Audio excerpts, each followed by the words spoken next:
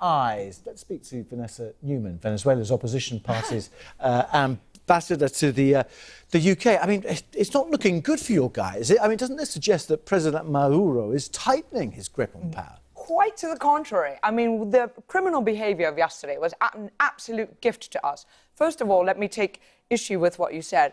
Yesterday, you saw the criminal and corrupt regime of the drug cartel that is the Maduro regime prevent duly elected deputies from entering the National Assembly and carrying out a vote according to their own constitution that was passed under Chavez.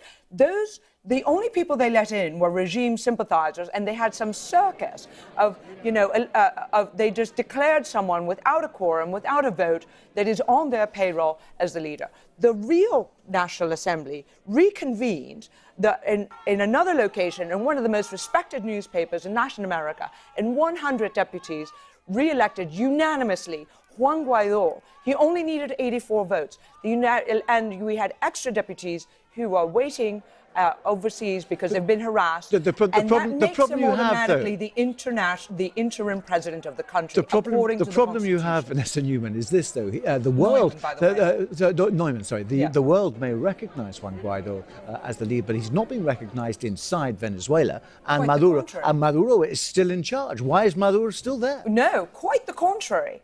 Quite the contrary. What we are trying to do is to end the suffering of the Venezuelan people who are being tortured and murdered and having food and medicine being used against them. We are trying to protect a civilian population from a cartel that behaves like a criminal cartel. And what you have seen, but in the run-up, he is so afraid of what has happened, Maduro, that if he were not threatened by what has happened with Guaidó and his legitimacy, he would not have prevented the vote. He planted fake bombs in false flag operations. He beat elected deputies.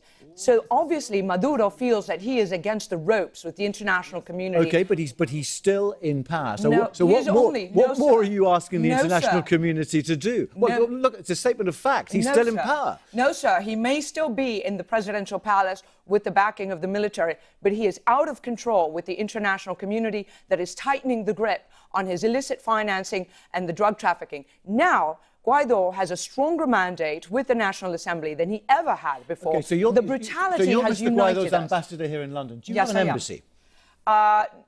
No, I have my own home. We are keeping the usurping regime will not let the embassy go, and they, as you may have seen in Washington D.C., they fight, and that is also partly to do because the United Kingdom's embassy down there is fully functioning, and in order for us to work with them properly, and they're doing fantastic, brilliant, brave work in Venezuela, we allow them to do that. However, Vanessa, we will ask the world to treat them as the criminal organization that they are, and we will strangle them financially, and they'll be out in 2020. Okay, thank you for joining us. We are out of time. I just want to just remind our